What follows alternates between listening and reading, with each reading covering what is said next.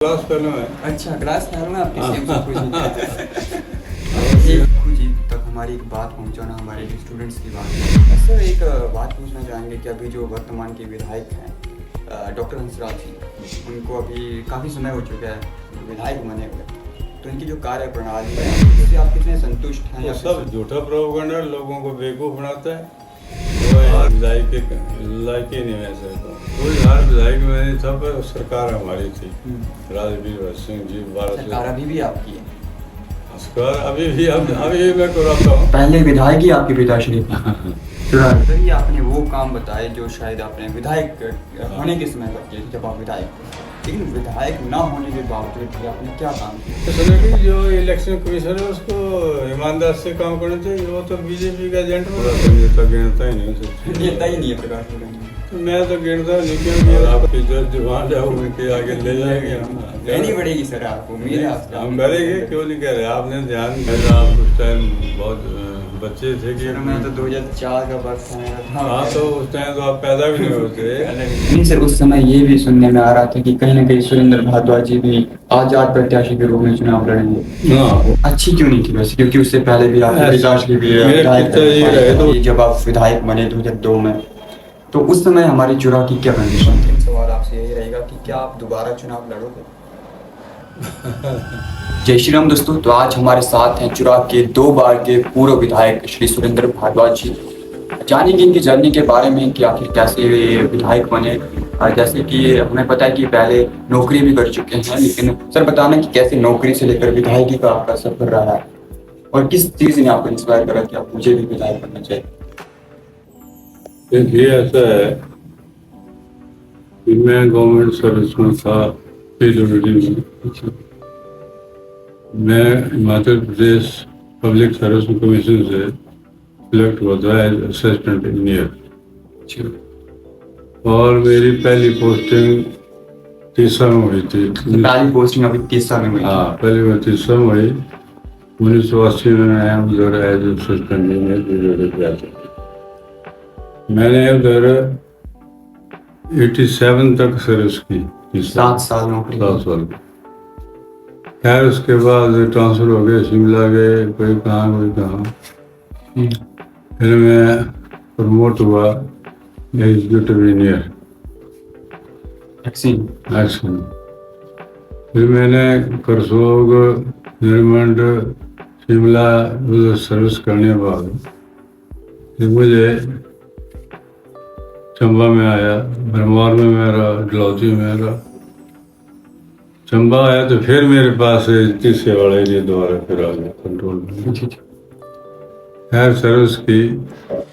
इससे पहले इस कंस्टिट्यूंसी का जो नेतृत्व था वो मेरे पिताजी करते थे। अच्छा, पिताजी? हाँ, लेट से जी विद्याधर। वो 6 बार के MLA और मिनिस्टर रहे हैं। 6 बार वो कंटिन्यू MLA बने थे या फिर ऐसे? हाँ, 5 बार कंटिन्यू, एक दफा बाद। 1952 जब पहली विधानसभा बनी। पहले विधायक ही आपके पिताश्री? चुराग। हाँ, चुराग। तो 52 में जब पहली दफा हिमाचल प्रदेश में विधानसभा बनी, तो वो पहली विधानसभा के मेंबर बने। पहली विधानसभा के मेंबर बने। फिर उसके बाद वो 52 से 77 तक लगातार MLA मिनिस्टर रहे। फिर बीच में 77 में तो ऐसी लहर आई कि सारी कांग्रेस पार्टी जो थी सारी हिंदुस्तान में हार गई। फिर उसके बाद 15-16 साल का गैप चला रहा। 93 में दोबारा फिर MLA बने, फिर वो कैबिनेट मिनिस्टर बने 98 तक। उसके बाद वो 2002 में एक्सपायर हो गए। अच्छा, क्या रीजन था एक्सपायर? ऐसे बीमार पड़े थे थोड़े टाइम के लिए और वो एक्सपायर हो गए। तो मैं एग्जीक्यूटिव इंजीनियर था, 14-15 साल की सर्विस मेरी उस टाइम। और मेरी प्रमोशन भी एज ए सुपरिटेंडिंग इंजीनियर बिल्कुल तैयार थी। तो लोगों ने मुझे कहा, यार देखो भैया, आपके पिताजी ने इलाके में बहुत सेवा की है, और इस जो गैप बन गया ये आप रिजाइन करो और इसमें पॉलिटिक्स। लोगों के कहने पर आप? लोगों के कहने में मैं पॉलिटिक्स में आया। 2002 में मेरा रिजाइन हुआ और 2003 में मुझे 2003 में मैं इलेक्शन हुआ और मैं जीत गया 2003 से 2007। 2007 से 2012 में 10 साल लगातार में। फिर 12 में मैं किसी कारणवश रह गया। क्या रीजन थी कि तीसरी बार आप एमएलए नहीं बने? रीजन पॉलिटिक्स में बहुत होते हैं, इनको सर जाने के लिए करना पड़ता कि लिखते थे। काम बड़ा चाहिए, पर जब आदमी सीनियर रहता है तो बहुत सारे दुश्मन पैदा हो जाते हैं। दुश्मन पैदा होते हैं और टांग खींचते हैं, तो चलो उसका मैं शिकार हो गया। परंतु मैं लगातार फिर लोगों के बीच में हर कॉन्टेक्ट में काम करता रहा। राजा वीर सिंह जी चीफ मिनिस्टर बन गए 12 से 17। और आज आप जो चुनाव में जो डेवलपमेंट देख रहे हैं तो सारे के सारे 2003 से 7 और 12 से 17 की। तो जो 3 से 7 और 12 के बीच की जो डेवलपमेंट है वो चुरा। सर क्वेश्चन ये रहेगा कि जब आप विधायक बने 2002 में, तो उस समय हमारी चुरा की क्या कंडीशन थी? कंडीशन तो खैर बड़ी अच्छी नहीं थी, परंतु मैंने ये महसूस किया था। अच्छी क्यों नहीं थी वैसे? क्योंकि उससे पहले भी आपके पिताजी भी मेरे पिताजी रहे तो उस टाइम जो था ना, बजट पोजीशन बड़ी खराब होती थी, पैसा ही नहीं होता था सरकार के पास। हालांकि पिताजी ने जितने भी रोड के सर्वे करवाए ना, वो पिताजी के टाइम हुआ है। हालांकि उस टाइम सरकार के पास पैसा बहुत कम होता था, फिर भी जितनी भी पॉसिबिलिटी थी पिताजी ने की। और जो सबसे बड़ा काम था जो रोड का बजड़ों तक पहुँचाया, फिर आगे करते करते बेड़ा तक गया, फिर साच पास गया। फिर मेरा बोलने का मतलब उस टाइम में फंड्स की कमी बहुत थी। जब मैं एमएलए बना तो उस टाइम फंड्स की पोजीशन लगभग स्टेट की ठीक थी। और एजुकेशन मैं देखता रहा था कि सबसे जो ज़्यादा जरूरी है डेवलपमेंट जो बैकवर्ड एरिया से शुरू कर पिछले इलाके से, तो मैंने महसूस किया कि सबसे पहले एजुकेशन का विस्तार करो। तो मैंने सबसे पहले चेंडरू टेपा पंचायत चेंडूर जैसी जगह, फिर चांजू, चरड़ा, मंगली और सनवाल, ये सारे इलाके में जहाँ जहाँ एजुकेशन सुविधा नहीं थी, मैंने राजा वीर जी के आशीर्वाद से वहाँ तक स्कूल खोलना शुरू किए। और 2007 में तो मैंने डिग्री कॉलेज लिया था।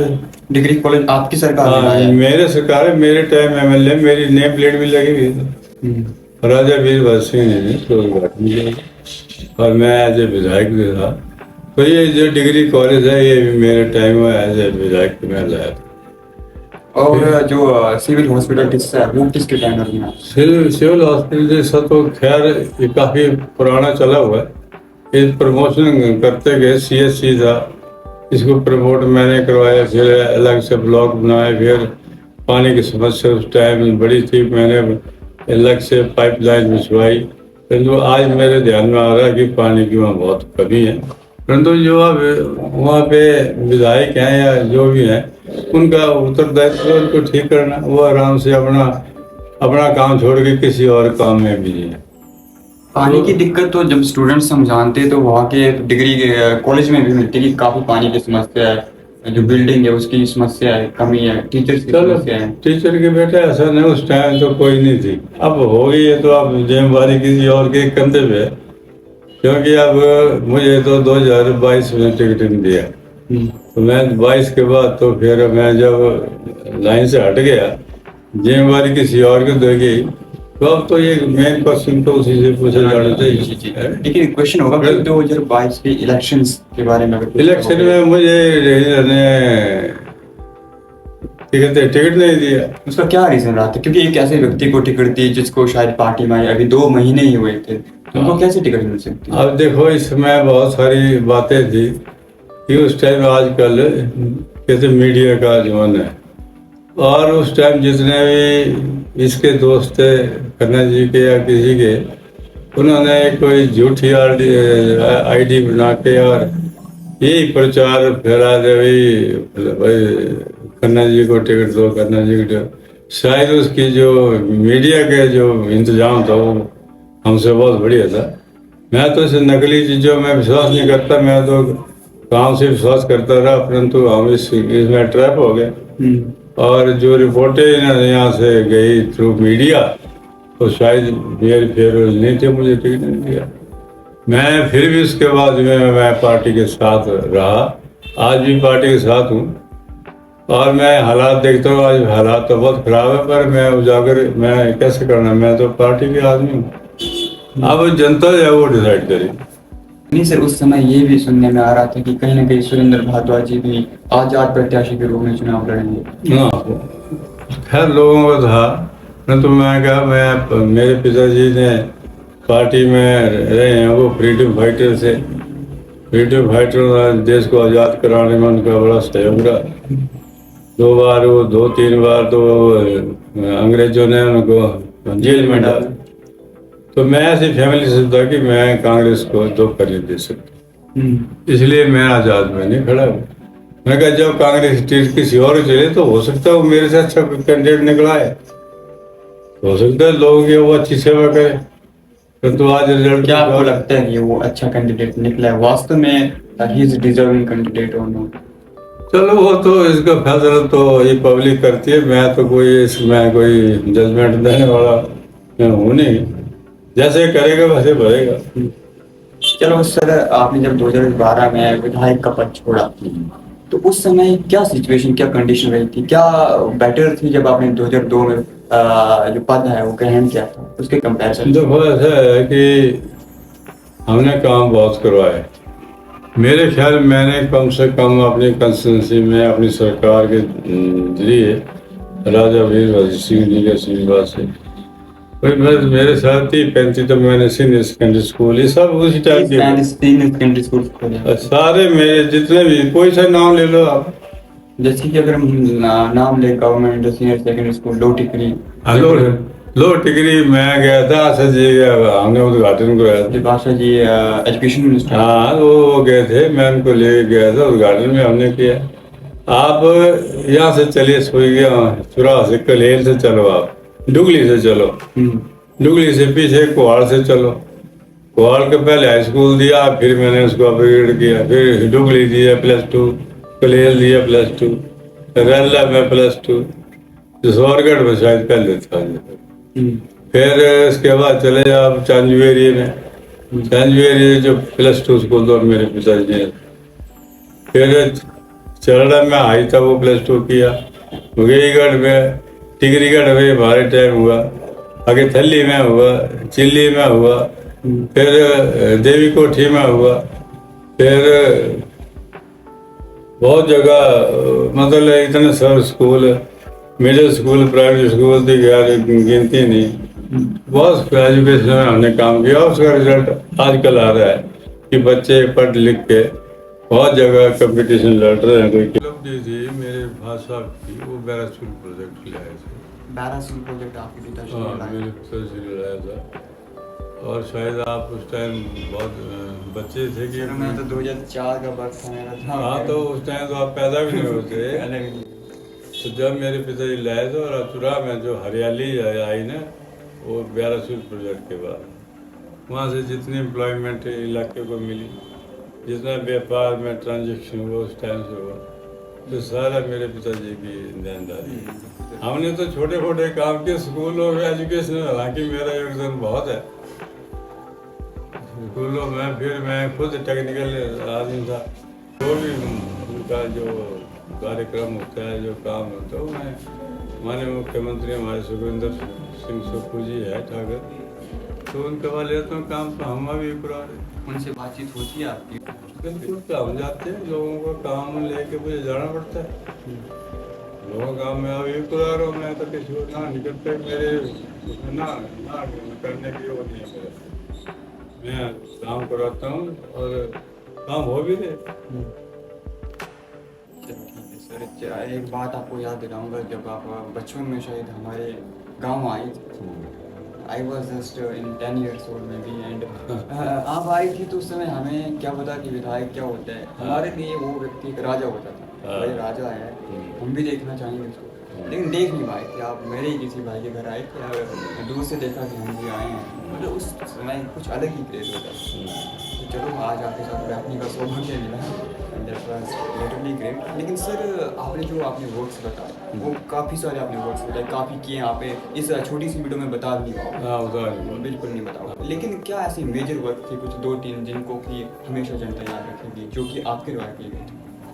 जैसे डिग्री कॉलेज में लाया था, और ये डिग्री कॉलेज की अनाउंसमेंट मैंने कहाँ से करवाई थी कि जब राजा वीरभद्र सिंह जी भरमौर में आए थे, भरमौर में स्टेज लगी हुई थी, पब्लिक मीटिंग हो रही थी, मैंने वहाँ उनसे राजा से रिक्वेस्ट की कि मेरे 30 साल वाले बच्चों को चंबा आना पड़ता है या धर्मशाला जाना पड़ता है, वो बहुत दूर हैं, गरीब हैं अभी तक लोग, तो बच्चों को पढ़ा नहीं सकते।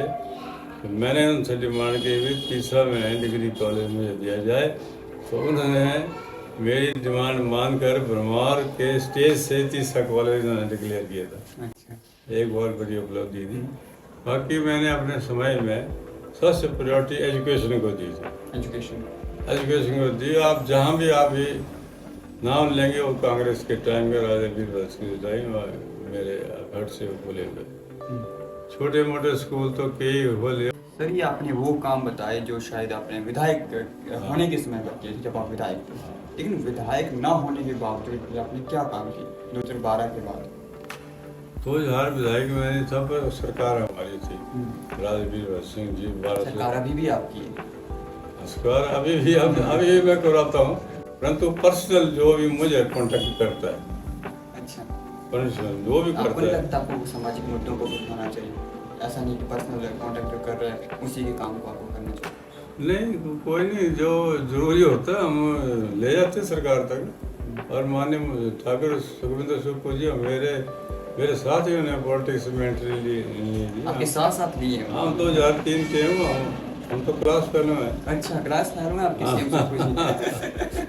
हम एक ही यूनिवर्सिटी में पढ़े हैं आप? नहीं वैसे नहीं, वैसे बड़े नहीं है, पर जो विधानसभा की एंट्री थी वो साथ वो साथ थी। वो उस टाइम से मुकेश अग्निहोत्री वो भी हमारे साथ इकट्ठे थे, हमने एंट्री ली थी। परंतु चलो फिर जो भी काम होते हैं मैं मंत्रियों के पास चले जाता हूँ, काम तो हो जाते हैं। जब आपकी बात होती है सीएम सुक्खू जी से, मंत्रियों से, तो सीएम सुक्खू जी तक हमारी एक बात पहुंचाना हमारे जो स्टूडेंट्स की बात है। जैसे कि कमीशन है हमारे अभी बीएड के छात्रों का निकला हुआ है, तो उसमें उन्होंने अभी हाल ही में सिलेबस को और ज़्यादा वास्ट कर दिया है, क्योंकि अभी कुछ ही दिन में जो है शायद एग्जाम होगा। वो जो टीचर्स हैं वो खुद कह रहे हैं कि ये जो सिलेबस उन्होंने लोक प्रशासन या सोशोलॉजी का बढ़ाया है, उस सिलेबस को पढ़ाने के लिए ही हमें 2-3 महीने लग जाएंगे। तो जो पढ़ना चाहता है स्टूडेंट उसको कितना ज़्यादा टाइम लगेगा, और इस कम पीरियड में अगर वो एग्जाम निकालेंगे तो वो एक बेचारा स्टूडेंट कैसे उसको पास कर पाएगा। तो कहीं ना कहीं इस मैसेज को वहाँ उन तक पहुँचाना सीएम सुक्खू। नहीं सीएम सुक्खू जो करेंगे एजुकेशन मिनिस्टर वही मेरे क्लास फेलो है। जी जरूर, आशा आपसे और उनसे भी आशा है कि जरूर रोहित ठाकर जी भी मेरे क्लास फेलो है, तो उनसे बात करेंगे, माननीय सुखविंदर सुक्खू से बात करेंगे। आप मुझे थोड़ा ब्रीफ नोट बना देना। हाँ जी बना देंगे, तो हम बात करेंगे। और मेरे क्लास फेलो शायद सीएम सुक्खू जी अभी तीसरा भी आने को बोल रहे थे नवंबर में, तो मैं तो इंतजार कर रहा हूँ। चम्बा जैसे आते हैं हम आएंगे, तीसरा में उनको स्वागत करेंगे और आपकी जो डिमांड है उनके आगे ले जाएंगे। कहनी पड़ेगी सर आपको, उम्मीद है आपसे। हम करेंगे, क्यों नहीं कह रहे, आपने ध्यान में लाया तो उसकी पूरा आपका जो है एडवोकेसी हम करेंगे। सर एक बात पूछना चाहेंगे कि अभी जो वर्तमान के विधायक हैं डॉक्टर हंसराज जी, उनको अभी काफ़ी समय हो चुका है विधायक बने हुए, तो उनकी जो कार्य प्रणाली है, उनकी जो राजनीति है, उनके द्वारा जो किए गए कार्य हैं वो और जो वो कर रहे हैं उससे आप कितने संतुष्ट हैं या फिर संतुष्ट नहीं हैं? क्या विचार है आपका उनके बारे में? देखिए उसने एक तो पहले विकास में कार्य कौन सा किया है, मेरे हिसाब से उसने कुछ भी नहीं किया। नहीं रोडों की बात करें तो बोला बहुत कौन सी रोड पहुँचाई, कौन सी? हाँ पंचायतों की, पंचायतों की रोडों का उसने पहुँचाई है बिना सेंक्शन के, बिना फॉरेस्ट क्लियरेंस की। वो सिर्फ अपने आप को फायदा देने के लिए, और वो उसके जो मित्र मंडली थी वो सारा वीडियो का पैसा उन्हें लूट करके वो खा गए। बाकी जो रोडें बनी वो तो है ही नहीं, क्योंकि उसकी सैंक्शन नहीं है। एक बार बनेगी, दोबारा वो गिर गई, ढह गई तो दोबारा खोलनी किसने, वो तो पैसा ही नहीं है। वो सब झूठा प्रोपेगेंडा लोगों को बेवकूफ़ बनाता है। और आजकल वो बहुत चर्चा में है, और जो चर्चा का विषय है वो बड़ा शर्मनाक है, हम इसको दोहराना नहीं चाहते, परंतु उसका चाल चरित्र चेहरा जो है मैं समझता हूँ बिल्कुल गलत है। वो विधायक के लायक ही नहीं, मैं समझता हूँ, क्योंकि विधायकी के लायक नहीं है तो पब्लिक ने उनको तीसरी बार क्यों बनाया? हाँ, तो ये तो पब्लिक को सोचना चाहिए ना। मेरे हिसाब से चाल चरित्र और चेहरा जो है पब्लिक में ठीक होना चाहिए एक विधायक का। तो आजकल चर्चा हो रही है, इससे ज़्यादा मैंने आपको क्या बताना। चलो वो तो हो रही है। लेकिन जो अभी का जो पर्यटन है चुनाव का, क्योंकि पर्यटन में चुनाव काफी आगे जा सकता है, हाँ। तो पर्यटन को लेकर क्या कुछ करना चाहिए सरकार को, क्योंकि अभी सरकार आपकी है। ये बेटा पर्यटन की संभावना बहुत है। जी। अब तो देखो ना, पर्यटन की संभावना बनाओ तो उसमें उनको चाहिए कि जो यहाँ टूरिज्म ऑफिसर है उनके पास बैठे कोई, अब या तो हंसराज बैठे या फिर वो दूसरा बैठे, यशवंत खन्ना बैठे। अब ये बैठता कोई नहीं, आप में सुझाव है तो हम देते हैं, परंतु डायरेक्ट तो लोगों के साथ यही बैठे। तो इनको चाहिए कि संभावना तराशे और अपने लोगों को जो है उसमें एम्प्लॉयमेंट दे। संभावना बहुत है, परंतु काम तो इनको लेना चाहिए। आपने मेरे ध्यान में लाया तो हम भी इसके बारे में कुछ ठीक है। देखेंगे। सर 2022 के जो इलेक्शन हुए थे उसमें कांग्रेस हारी थी, तो लेकिन मतलब कि चुनाव की बात कर रहे हैं, चुनाव कांग्रेस हारी थी, लेकिन उस समय प्रकाश भूटानी जी और उनके साथ का जो गुट है वो दूसरी पार्टी में शामिल हो गए। उसके बाद जब कांग्रेस सत्ता में आई तो दोबारा कांग्रेस में आ गए। इस पर क्या कहना चाहेंगे?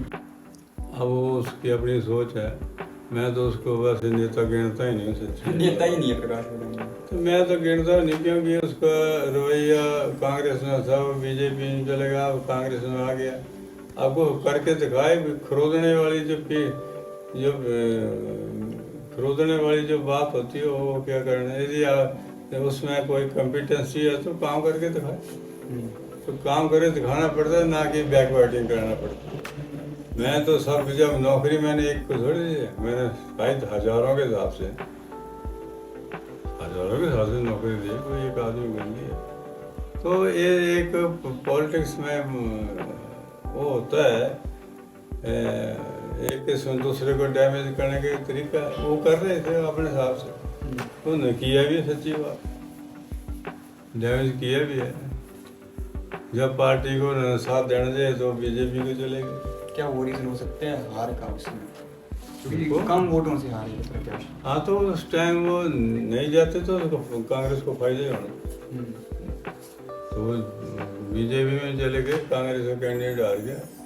नहीं जाते तो कांग्रेस जी सकता था। आज पूरे देश में कांग्रेस का कहीं ना कहीं हार ही हो रही है। जैसे अभी बिहार के इलेक्शन है, उसमें भी कुछ ऐसा ही रुझान है, कांग्रेस हार ही जाए। तो कहीं ना कहीं एक आरोप लगाया जाता है कांग्रेस की तरफ से कि वोट चोरी हो रही है। इस पर आप क्या कहोगे कि सच में वोट चोरी हो रही है या फिर ये आरोप है? नहीं, आरोप नहीं, वोट चोरी तो हो ही रही। मैं मानता हूँ वोट चोरी 100% है। आपने पीछे देखा होना कि रात के समय स्ट्रांग रूमों में लोग आ जा रहे हैं, मशीनें जा रही हैं, गाड़ियाँ जा रही हैं। तो व्हाट इज दिस? तो जो इलेक्शन कमीशन है वो फेयर काम नहीं कर रहा है, वो सरकार के आदेश पे काम कर रहा है। तो वोट चोरी तो है ही है, चाहे कोई माने ना माने। इसका क्या सोल्यूशन हो सकता है? सोल्यूशन है कि जो इलेक्शन कमीशन है उसको ईमानदार से काम करना चाहिए। वो तो बीजेपी का एजेंट बना हुआ है, उसको ईमानदार। जब राहुल गांधी ने उस पर आरोप लगाए उसको क्लियर करे ना, उसने तो एक भी आरोप क्लियर नहीं किया। अरे ये मेरा घर है, सोच गया, इसमें 500 वोटर कहाँ हो सकते हैं? हाँ, तो फिर वही जो है इलेक्शन कमीशन कहता है, उन्होंने गिनाए हैं कि एक घर में 200, 250, 300, 400, 500।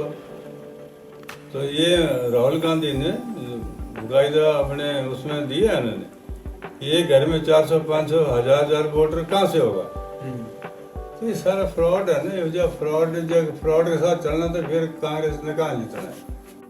तो इस सरकार की मिली भगत है, सरकार को भी चाहिए कि फेयर इलेक्शन होने चाहिए, परंतु जब इन्होंने मिल ही गया, अब जब इलेक्शन कमीशन ने बीजेपी के एजेंट बन गया तो इससे कोई उम्मीद नहीं है। सर एक बात पूछना भूल गई थी कि आपकी एजुकेशन कहाँ तक हुई है? मैं बेटा I am graduate engineer. Graduate engineer. I graduated from Jiwaji university Gwalior, Madhya Pradesh. मैं वहाँ से ग्रेजुएट इंजीनियर हूँ। आपका फेवरेट लीडर कौन रहा था, या फिर जब कॉलेज टाइम थे तो उस समय आपने स्टूडेंट पॉलिटिक्स में भी हिस्सा लिया था या नहीं लिया? नहीं, कोई खास नहीं, क्योंकि जब हम स्टूडेंट थे उस टाइम ग्वालियर में पढ़ते थे तो मध्य प्रदेश की पॉलिटिक्स में हमने कहाँ जाना था, और हमने स्टूडेंट पॉलिटिक्स में कुछ कोई फेवरेट लीडर था आपका कांग्रेस का या किसी और पार्टी को उस समय, या जब आप काम कर रहे थे राजनीति में? खैर फेवरेट लीडर तो होते ही हैं, राजीव गांधी जी रहे हैं, पेरेंट्स के। आज भी हम मोबाइल फ़ोन देख रहे हैं, जितना भी उसमें इलेक्ट्रॉनिक्स है, जो मोबाइल है या मीडिया है, ये सारे राजीव गांधी की वो देन है।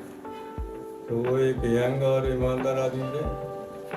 मैं समझता हूँ ईमानदार और जो नॉलेजेबल आदमी है उसके साथ ही चलना चाहिए। चलो अंतिम सवाल आपसे यही रहेगा कि क्या आप दोबारा चुनाव लड़ोगे? ये बड़ा बस मुश्किल सवाल है, परंतु मैं जनता की सेवा में यदि मौका मिला तो मैं जरूर करूँगा।